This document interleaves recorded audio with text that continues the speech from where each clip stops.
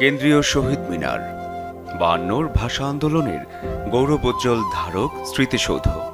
এটি বাংলাদেশের রাজধানী ঢাকার কেন্দ্রস্থলে ঢাকা মেডিকেল কলেজের বহিঃপ্রাঙ্গণে অবস্থিত।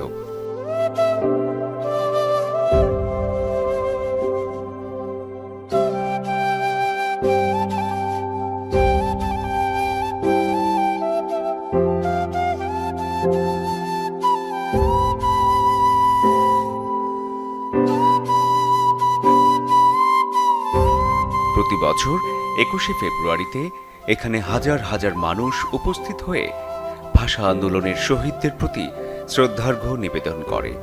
এটি ঢাকার কেন্দ্রস্থলে অবস্থিত অন্যতম পর্যটন কেন্দ্র।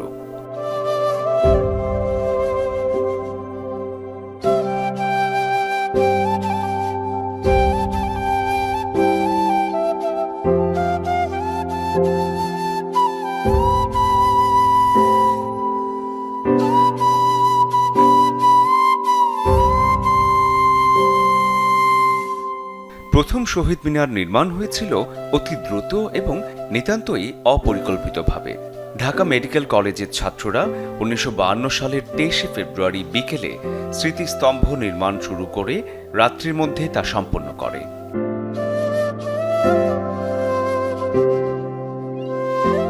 শহীদ মিনারের খবর কাগজে পাঠানো হয় ওই দিনই। শহীদ বীরের স্মৃতিতে এই শিরোনামে দৈনিক আজাদ পত্রিকায় ছাপা হয় শহীদ মিনারের খবর।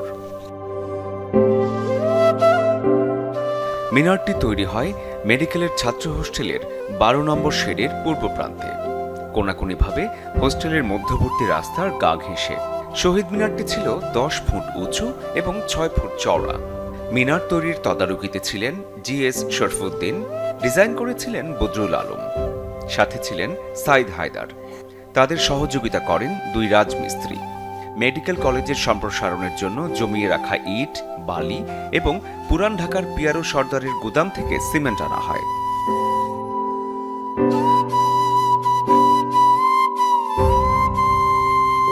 ভোর হবার পর একটি কাপড় দিয়ে ঢেকে দেয়া হয় মিনারটি।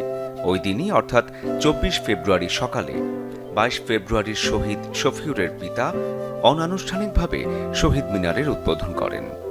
২৬ ফেব্রুয়ারি সকালে ১০টার দিকে শহীদ মিনার উদ্বোধন করেন আজাদ সম্পাদক আবুল কালাম শামসুদ্দিন। উদ্বোধনের দিন অর্থাৎ ২৬ ফেব্রুয়ারি পুলিশ ও সেনাবাহিনী মেডিকেল কলেজের ছাত্র হোস্টেল ঘিরে ফেলে এবং প্রথম শহীদ মিনার ভেঙে ফেলে।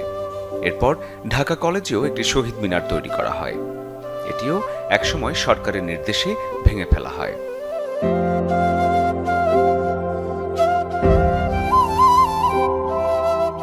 ১৯৫৪ সালের ৩রা এপ্রিল যুক্তফ্রন্ট সরকার ক্ষমতায় এসে ৯ মের অধিবেশনে ২১ দফার প্রতিশ্রুতি অনুযায়ী শহীদ মিনার তৈরি ২১শে ফেব্রুয়ারিকে শহীদ দিবস ও সরকারি ছুটির দিন হিসেবে ঘোষণা করে বটে, কিন্তু ওই বছর ৩০ মে ক্ষমতাচ্যুত হওয়ায় তা আইন সিদ্ধ করা সম্ভব হয়নি।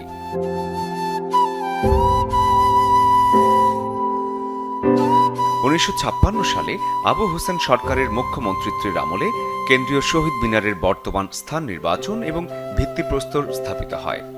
তৎকালীন পূর্তের দায়িত্বে থাকা জনাব আব্দুস সালাম খান মেডিকেল কলেজ হোস্টেল প্রাঙ্গণে শহীদ মিনারের ভিত্তিপ্রস্তর স্থাপনের জন্য চূড়ান্তভাবে একটি জায়গা নির্বাচন করেন।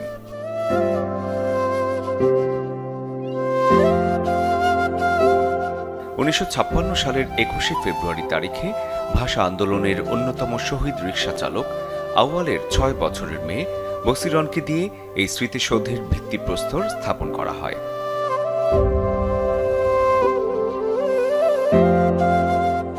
বাংলাদেশের বিখ্যাত চিত্রশিল্পী হামিদুর রহমান মহান ভাষা আন্দোলনের স্মৃতি বিজড়িত শহীদ মিনারের স্থপতি হিসেবে চিহ্নিত হয়ে আছেন। তারই রূপকল্পনায় ছিল স্নেহময়ী আনত মস্তক মাতার প্রতীক হিসেবে।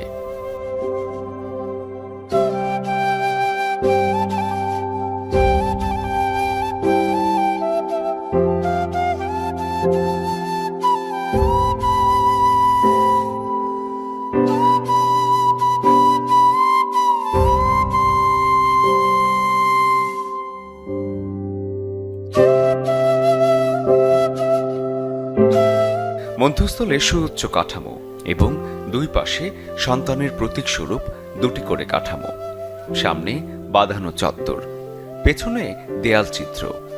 সম্মুখ চত্বরে ভাস্কর নভেরার দুটি মুরাল স্থাপনের পরিকল্পনাও ছিল। এছাড়া ছিল বেদনাঘন শহীদ দিবসের প্রতীক হিসেবে একটি ফোয়ারা স্থাপনের পরিকল্পনা।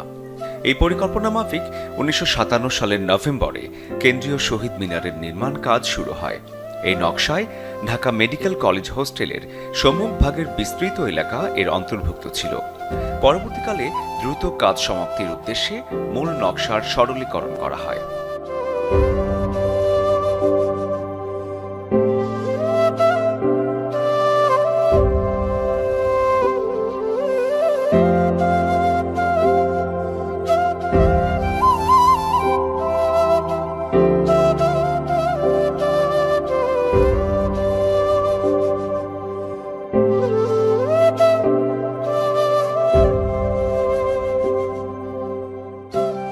উনিশশো সালের নভেম্বর মাস থেকে কাজ শুরু হয়।